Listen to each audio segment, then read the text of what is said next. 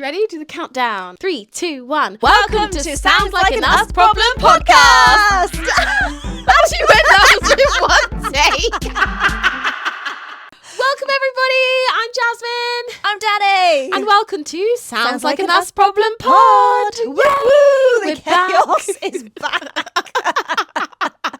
This is either going to be like a really cute, enjoyable podcast for people or the most irritating thing they will ever hear. Yeah, I was thinking that on the way here. I was like, people are just going to find us so... Like, what I was trying to remember what we talked about in the past few recordings, and I don't. I literally don't know. Anything. All I remember is we've been trying to slag people off without saying their real names, and it's been quite hard, and we've just been like, Bobby, Bimbo, Jimbo, John, and Philip, Bob. Philip, Bob. I was going to say the Bimbo Babber, but that's our lovely mate. That's Jack. Yeah. He's a good egg. Oh, he's such a good egg. We love Jack. Yeah, he's sweet. He's a good egg. We have guests one day. Yeah, maybe I one think he'd be day a great we can guest. upgrade and get like a little studio and do some like little guests. Oh my God, Because we won't fit anybody else in here. That's, I mean... They'd have to be down in our lap, and that would look creepy. Depends who it is. Mikey B. Jordan, if you're listening, I support AFC Bournemouth. Oh, you've definitely said that before. Gosh, you're trying to get sponsored. Actually, no, you're not trying to get sponsored. I'm trying to get a husband. Oh yeah, fuck it. I'll take whatever he's given. I'll take a dick. I'll take a ring. I'll take a divorce settlement after. I don't care. Yeah. Oh man, I don't want a divorce from Michael. It's Michael B. I want to be Jasmine B. Jordan. Do you know what I mean? Oh my God, that would so suit you though. Jasmine B. Jordan. Okay, we're going to manifest this for you. I believe it. I believe I can be Jasmine B. Jordan. I believe you can be Jordan. Hey. I don't actually know what the B stands for, and I don't think that's part of his surname, but I'll take it anyway. My brain just went bumbleclock.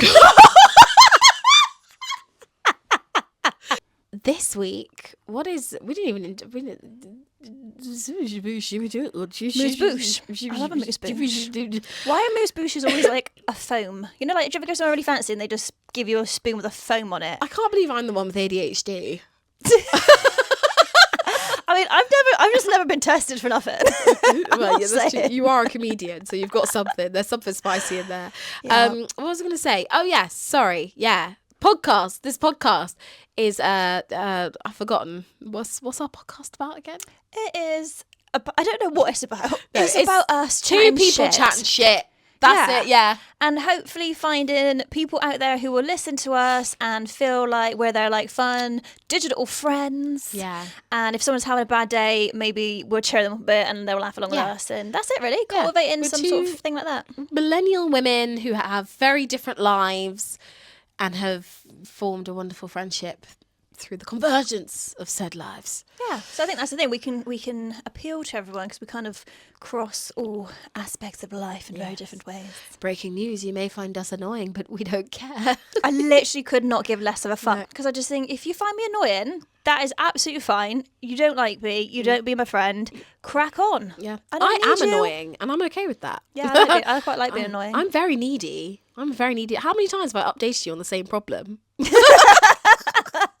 I think our shared problems have literally led to this podcast and its name. Anal Bum Party Podcast. No! God's sake. I hate this thing. Susan, we love you. Cool.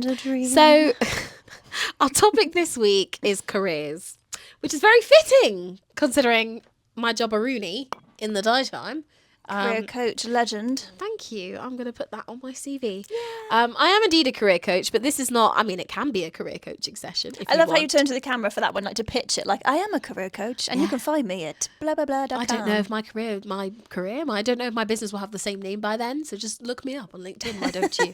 Yeah, we're talking about careers, talking about shit careers, good careers, all the careers. This is all based on personal opinion. There's no such thing as a shit career, blah, blah, blah, blah, blah, blah, blah. Yeah. All the stuff I say and mean, but just have to disclaimer now. Anyway, we're talking about that stuff today. And you said you had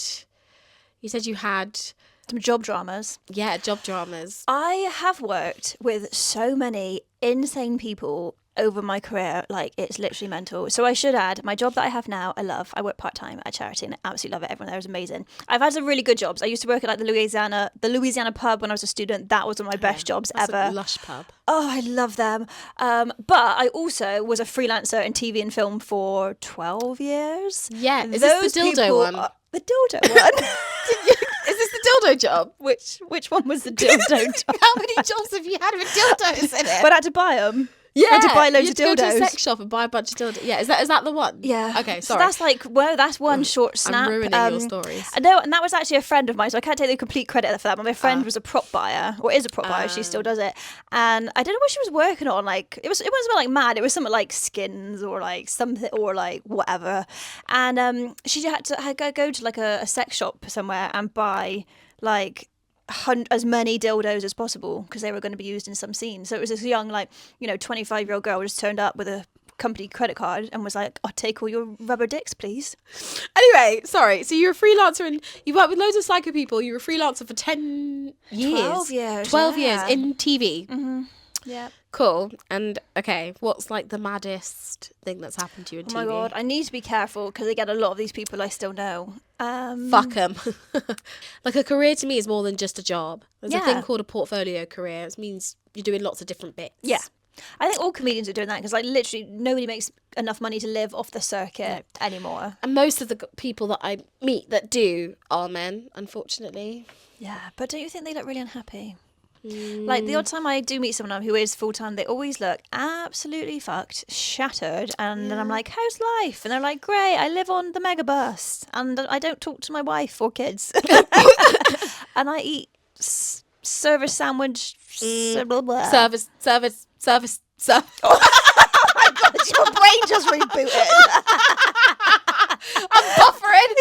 Service station sandwiches. Yeah. That's it. Neither of us can get that out. I think that's the problem. When you become a more well-known comedian, all you know is comedy, and therefore the things that you have to joke about become more limited. Yeah.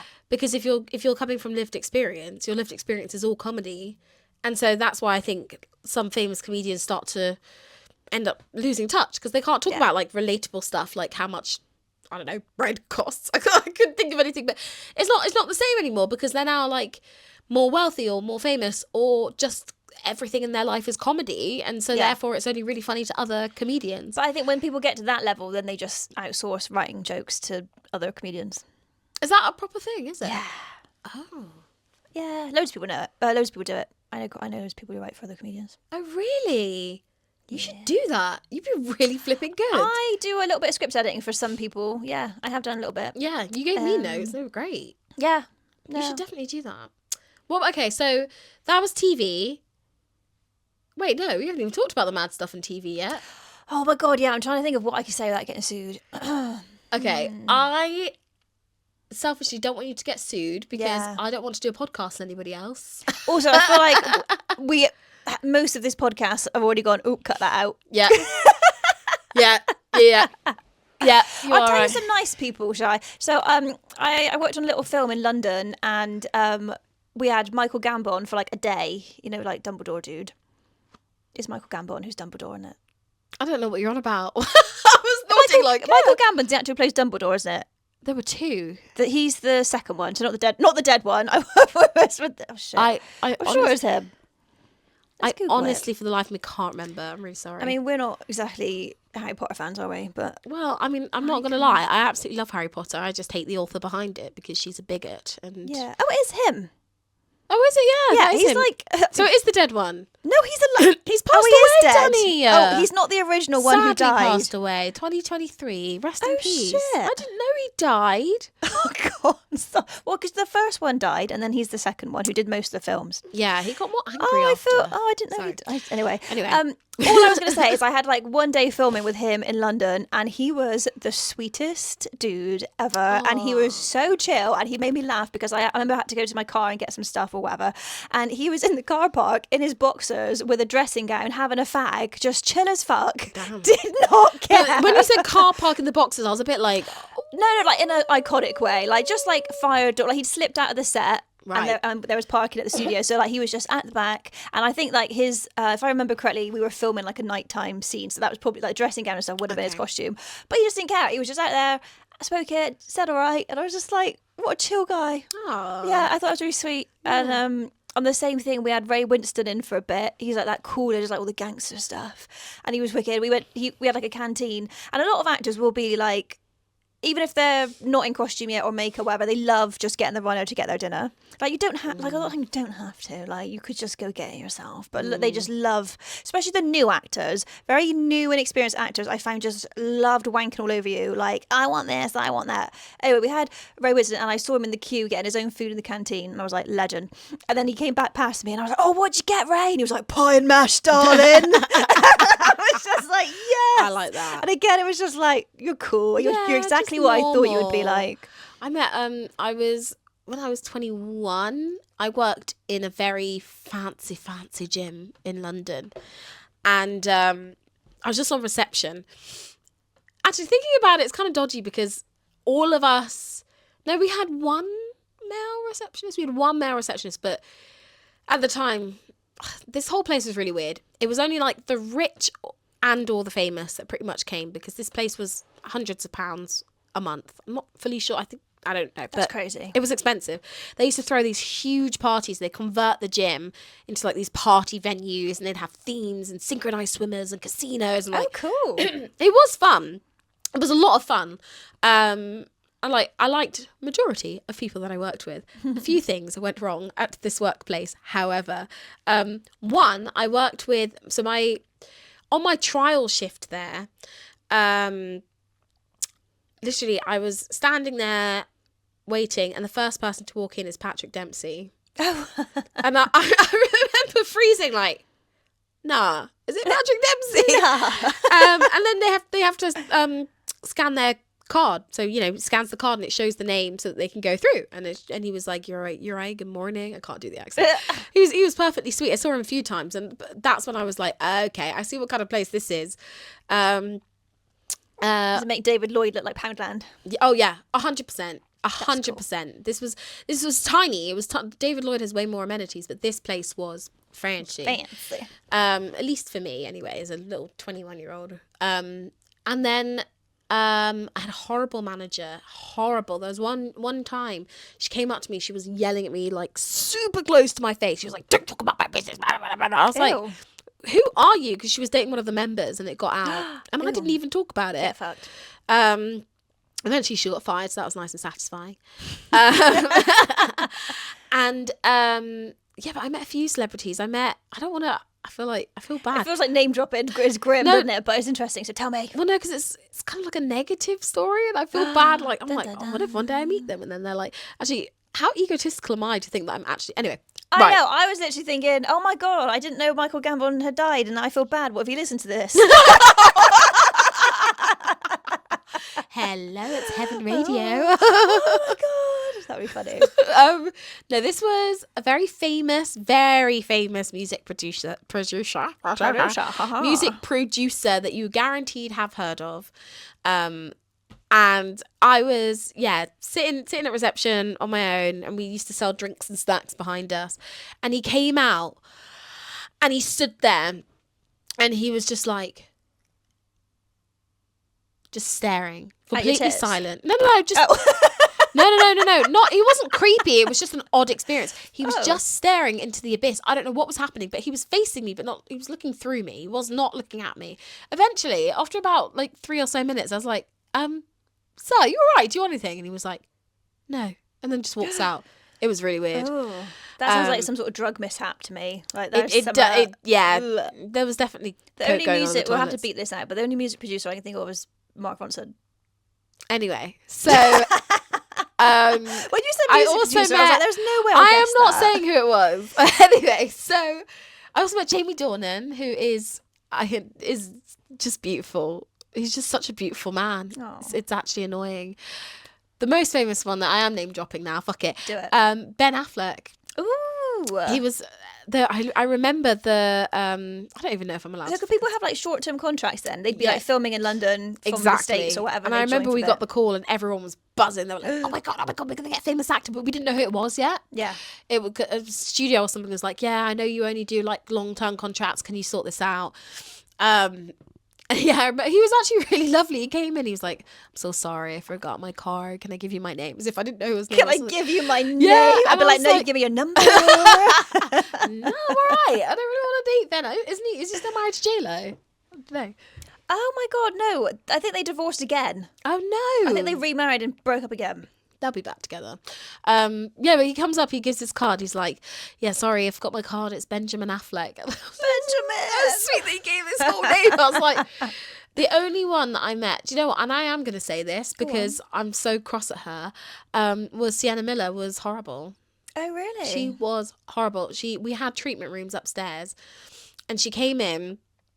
And she was like, I've got a treatment. And I was like, oh, okay, cool. What's your name? I didn't know who she was. Genuinely didn't know who she was.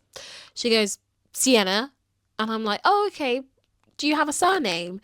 And she looked at me. Do you have a surname? Well, yeah, I did, you know. I Please, asked you're not Cher. I didn't know who she was. Like, she's, you know when someone's famous but they're not that famous? Yeah, but also I feel like I wouldn't clock most people in real life because as much as we recognise them from the screen, they have professional makeup and they're styled and they're lit and they're like, I don't think I'd clock most people like famous. Yeah, exactly. So, yeah, she was just quite up herself. I think she looked shocked that I didn't know what her name was. It's like, well, I'm a 21-year-old kid. I haven't watched any of your films.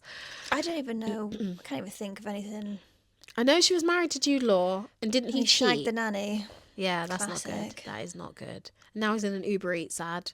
You seen Yeah, that? that's He's crazy. eating chicken wings.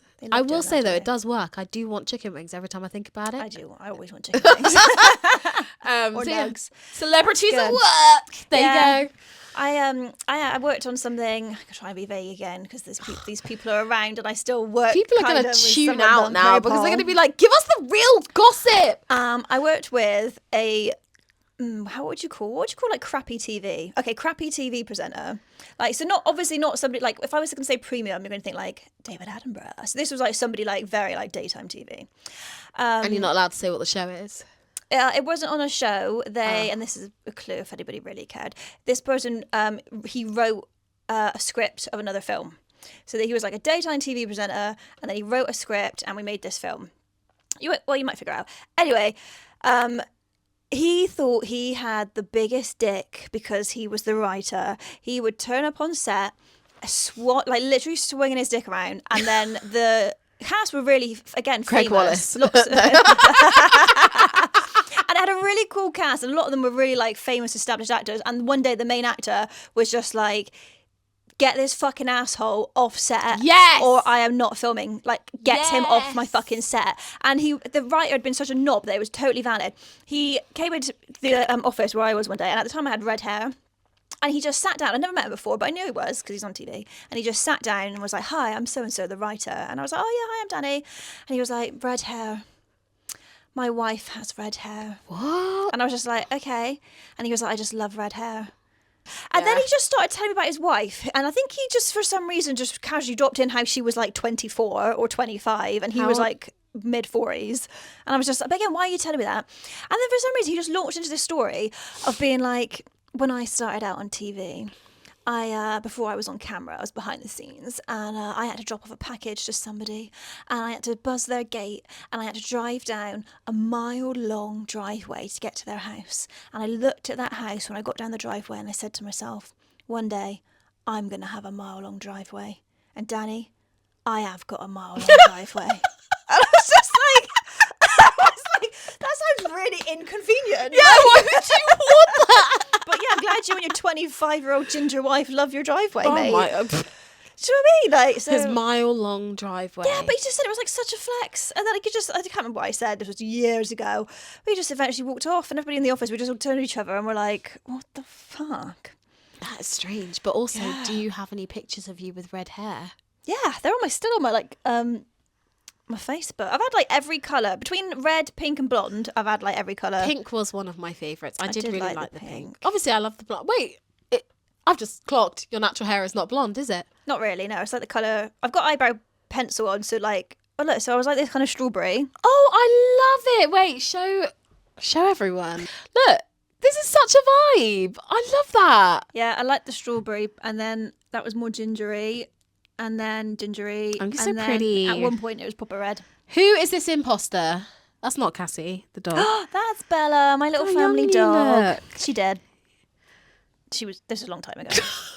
We got her when I was 18, and she died. God, ago. Danny. Yeah, so I think that's my best story. My other stories about asshole actors are a bit grim, and we'll keep it light.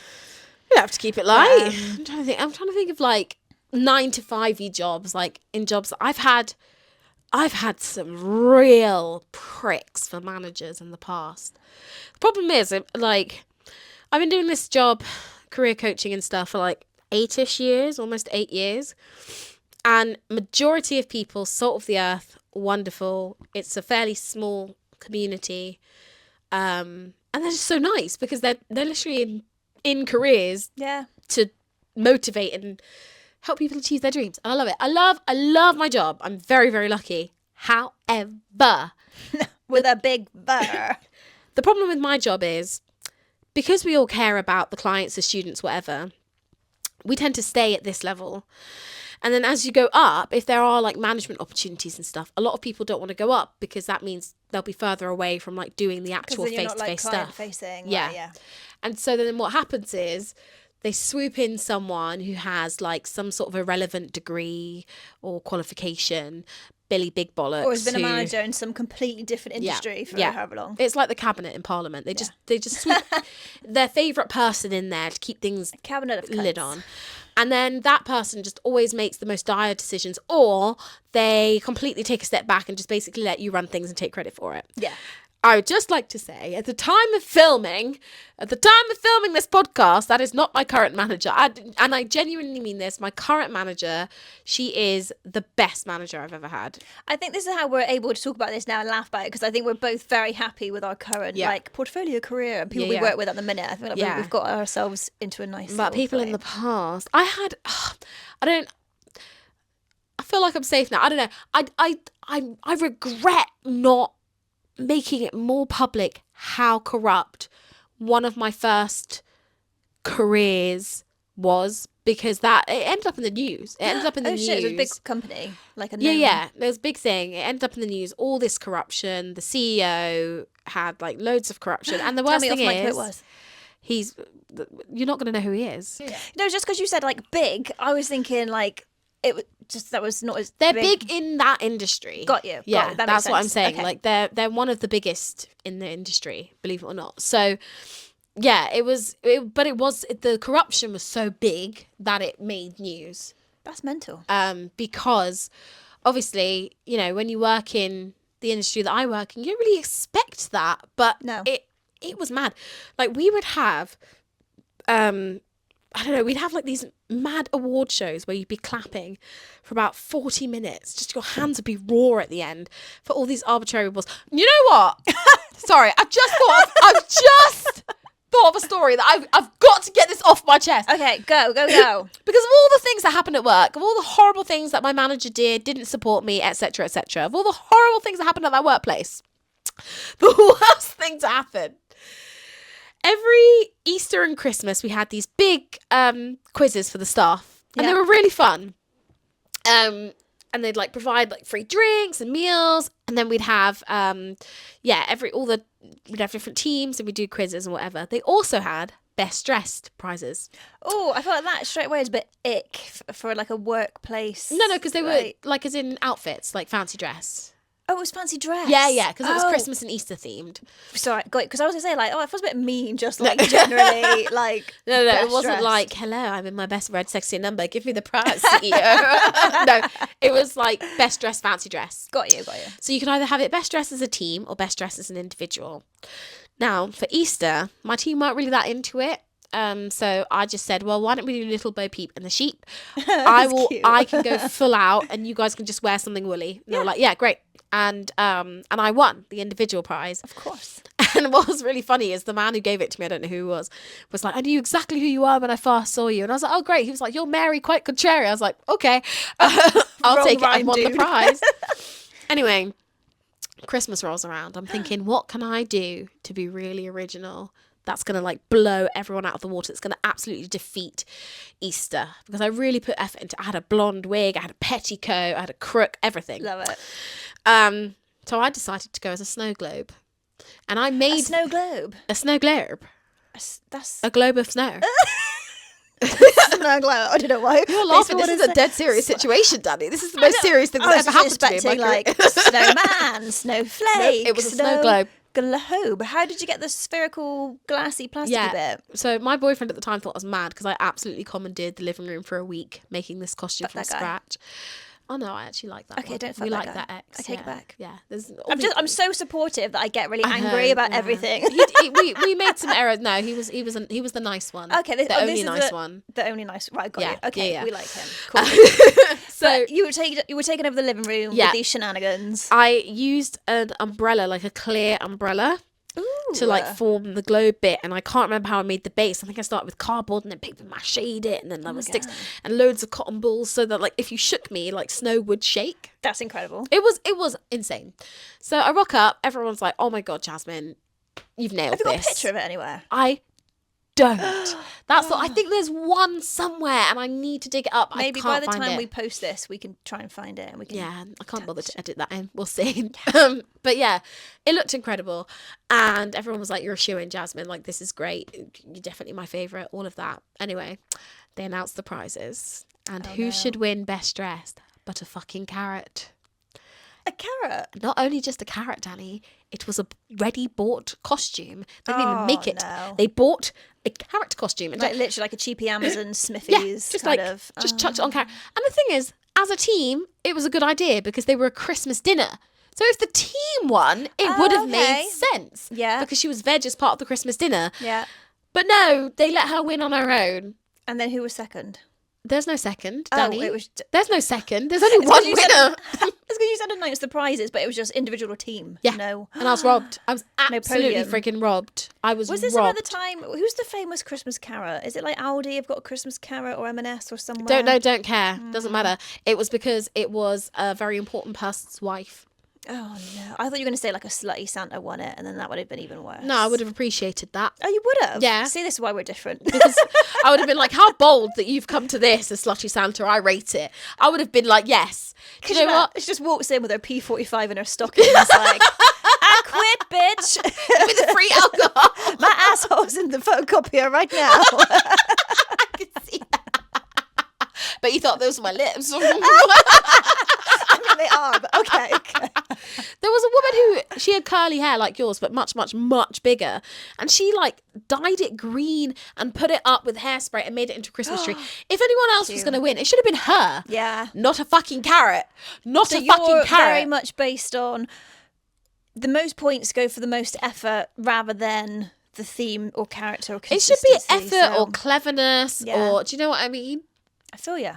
Yeah, 100%. That's what best dressed is. What were you? You were Shrek fairy godmother, weren't you? I was, the fairy godmother from Shrek too. That was good. I was Miss dressing Piggy up. this year. I loved it. You were great. I dressing up is one of my favourite things on the planet to do. Yeah, I love fancy dress. Yeah, it is really fun. Anyway, I'd just like to say though, credit to my colleagues because as I was leaving, pretty much everyone said I was robbed. So. Yeah, I feel that. The injustice How many hasn't years ago gone was this? unnoticed. We're so petty. 8 years ago, I think. Girl, still mad. I'm still mad about it. No, 6? I don't know. It was more than 5. But this is the thing, stuff sticks with you. It does. I don't. What's next for you in your career? Because my manager asked me this the other day. She's like, "What do you want to do next?" And ironically, as a career coach, I was like, "Huh." See, I like exactly what I'm doing right now, and I've only been doing it a few months. So at the minute, I'm very much like, let's just do this. Like, I had an agent last year. I left them. I'm now doing all my own bookings. I pick the gigs I want to do. I will argue back and forth about money. I will ask for a hotel. I will fight my own corner. I'm getting better at it. I won't gig for people I don't like anymore. She's sexy.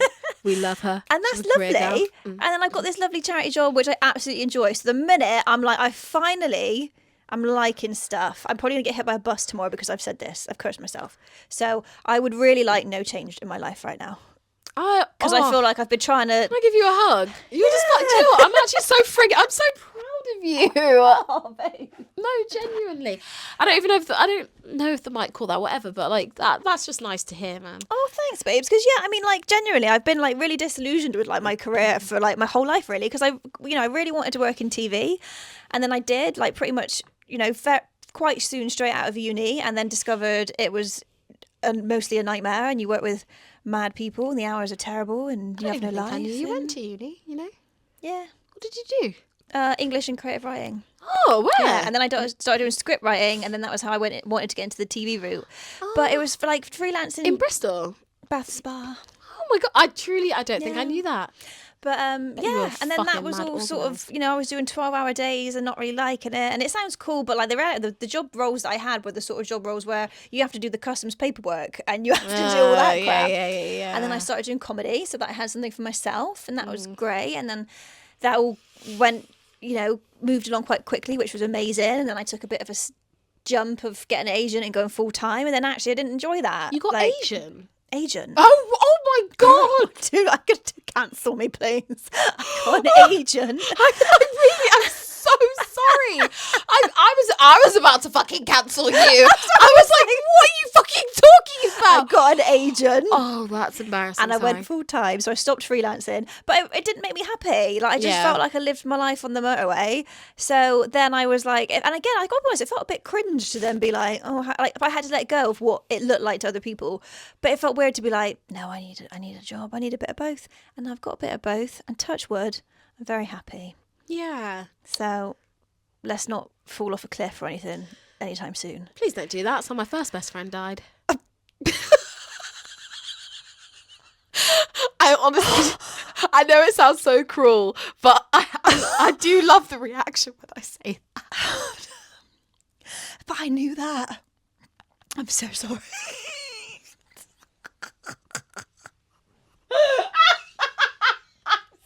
I'm really sorry. No, I'm sorry because I fucking knew that. No, honestly, I didn't mean. No. I honestly, I find it absolutely hilarious. I just wanted to make you feel uncomfortable for the bad, and I feel really bad now. I'm so sorry. It's fine. I feel like did I wee a little bit? No, I'm alright. Oh, that was damn flexible. What that? That's just I don't think my knee. Wait, hold on. Let me try that. I can't even. even. The knee. What about? I can't even put. Oh look, we're gonna get all the foot fetish. No, look, that's as far as. No, look how dirty my socks are. Oh, such a dirty little sock. Your face. I feel really bad. No, it's fine. I feel bad. No, because it. No, you honestly shouldn't. All I do is joke about it. You have to. There's a point where you have to. Anyway, sorry. Not about me. You're happy. That was it, really. But yeah, and I feel like then, like, how do you feel about everything? You feel like I feel like you're from the. I guess outside, always different perspective, but like you look like you're doing amazing. You got your business, you got your part-time job with a team that you really like. You're doing well with your comedy MC and stuff. Oh, you're very proud of you. So my salary job at the moment, I'm very, very happy with. I've recently gone up in hours, which to be honest, it's not really what I wanted to do, but it's only temporary, and I think I needed the money boost anyway. So yeah, my current job, as you said, I love my colleagues, I love my manager, I love what we're doing. I really believe in it, and that makes me happy. Like, I don't get a sense of dread when I wake up in the morning or anything. Like, I look forward to it. My business, my careers business it's doing all right. It's doing fine. It's just starting. It's really fresh. In its infancy. I can't even say it.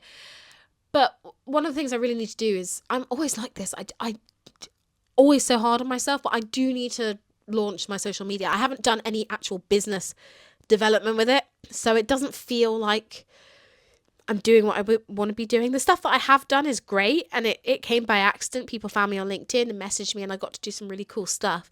But also, I have a mission for the business, and I've not really done anything towards that specific mission. But like, before you get too hard on yourself, let's remember that you have a salaried job and this business, and you do comedy, and like you've been doing workshops and stuff like that, and you have a life. Like, And this is what I'm like. And I'm telling you this because I'm trying to learn this for myself.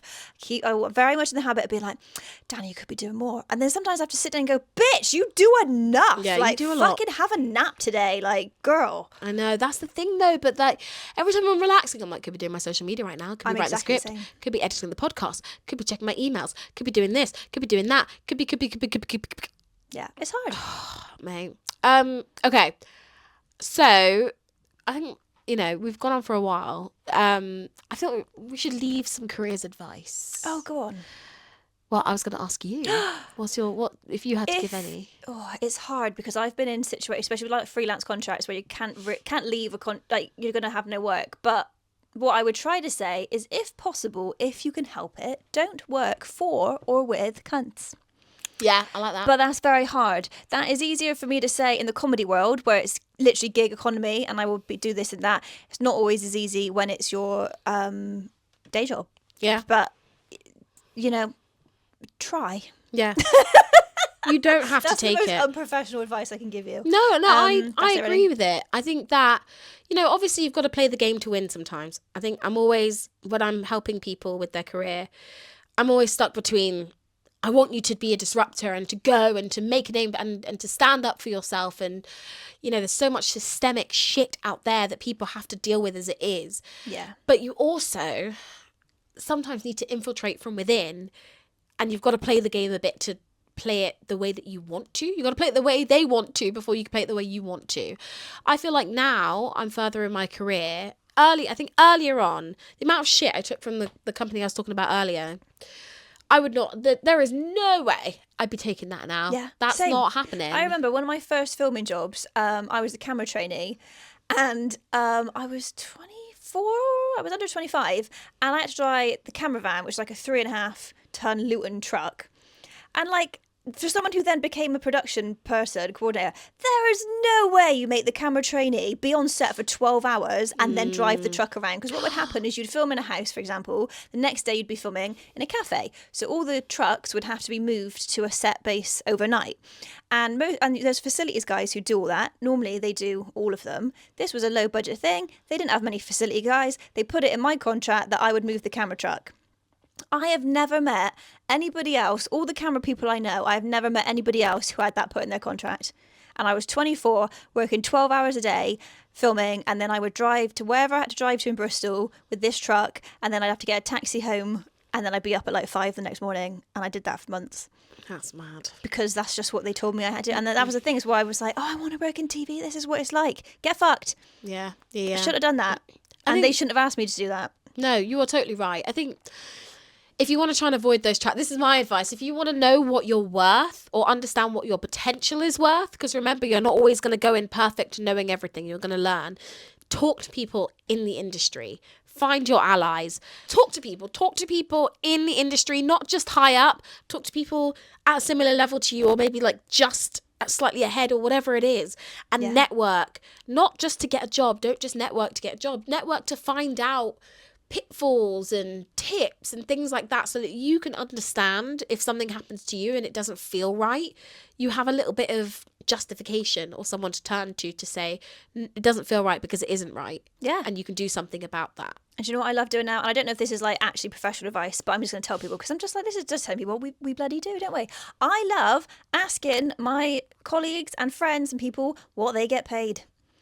Because as a freelancer, and especially with comedy, I find there are people out there who will offer you one thing and somebody in exactly the same role something else. And if you can make allyships and friendships with people, I always tell people, like, I've had people junior to me ask what they should be getting paid, I'll tell them. And I'll be like, and actually I think you're brilliant, and there always is a little bit of leeway to ask for more. Yeah. So it's happened to us, because somebody asked me to do something for a certain rate and then they asked you to do the exact same thing. Oh, I do it all the time with comedy. Yeah. And I have definitely found, and again, these are the people that I've cut off, will offer one person X amount and then they'll say no and they'll offer it to somebody else and deem them, I don't know, more important. Less than or more, more give than. them more money. Don't get me wrong, obviously if they're going to go to like a TV headliner, okay, they're paid more. But and if you've got a gig and it's for one comedian an hour drive, for another comedian a 3 hour drive, and you want to give them the travel, that's different. Yeah, fair but play. this particular situation I'm on about was, they booked me and then decided that they hadn't booked me.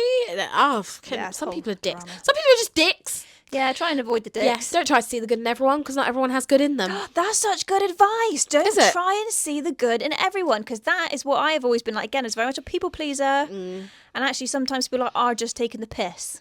They are. Wow, that's Straight good up. advice. Are we going to do a Queen of the Week? Like, what about like Vivienne Westwood? She's fucking cool. I do really like Vivienne Westwood. Yeah, I don't know where that came She's from. She's the one that made the shop that's called Fuck. Was it called Fuck? No. Something like that. It's But literally like, just a she's swear just like word. an icon of somebody who like cool girl, young girl in the 70s, smashing out the fashion world. It's Catherine Ryan. Catherine Ryan is the Queen of the Week. Catherine Ryan is quick. Shall I show? Okay. You've got the rules. Because I'm cheesy, and I love Catherine Ryan, and I had quite a few issues with comedy promoters, lowballing me and fucking me around and cancelling me and generally just speaking to me really rudely. I imagined to myself, what would Catherine Ryan do in various situations? So I made myself, showing it to the camera, You love this. comedy boundaries and reminders. Can and we then make this available on at the Insta? bottom I've put like what would Catherine Ryan do? And I should have shared this earlier. So should I tell you some? Well, So I've got things like, you can. basically, here's a good one. I am a professional. I deserve to be treated like one with clear fees, fair terms, and respect for my time. Yeah. There That you is go. right on. And can we share it? Can we share it on Instagram? Yeah, we'll try and do that. We'll put it on social media for you guys. I am torn though, because if I'm going to say Catherine Ryan, then I should also say Tanya Moore, because I freaking love her. Should we make them joint queens? Joint queens. Catherine Ryan, Tanya Moore, incredible comedian, MC, presenter, actor, dancer. And she's just so friggin' down to Yeah, earth. she's awesome. And she's doing so bloody well. But every time I watch her or see her, I think maybe I can do it. And I know that's cool. What are you laughing at? No, I find it so funny because on a previous episode, we gave ourselves joint Queen of the Week. And then I feel like Catherine Ryan is who I want to be. And like Tanya Moore is who It's you that want old to version be. of ourselves. It's us in future. It's like premium level us, like who we wish we were. Yeah, I want to be myself, but I'm inspired by But what that's she like does. a top level queen comedy who you're just like, I love you. She's And great. yeah, she's awesome. She They're is both great, really and cool. she's just supportive of other artists as well. That's what I also like. And you know, they both dress really well. Like I feel Yes. like you could recognise their stage outfits. Yeah. Like, and Yeah. Weird. I actually think that's quite important. Catherine Ryan's outfit when we went to go see her was incredible. And she had a whole human in her belly, and she still looked she amazing. was pregnant, wasn't she? She was well pregs. Yeah. She looked beautiful. That sparkle, there were feathers. It was a whole thing.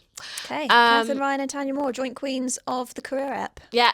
Love it. We admire your careers, and we hope that we are you very, if very they ever soon. listen to this, I would piss my knickers. If you please, if you have listened to this, I beg of you, please comment on something on our social. I'm being a total beg. I'm like being a total beg. If you listen to this, just give us a little emoji, please, because I would. Yeah. Anyway, right. Shall we sign off? We'll sign off. Thank you so much for listening. We're everywhere where you listen to podcasts, and we're also on social media. I always forget. Instagram, TikTok, YouTube, at Us Problem Pod. Yes, at Us Problem Pod. Thanks. Stay See you tuned for the next again. episode. Bye. Bye. Bye. Bye. Bye. Bye. Bye.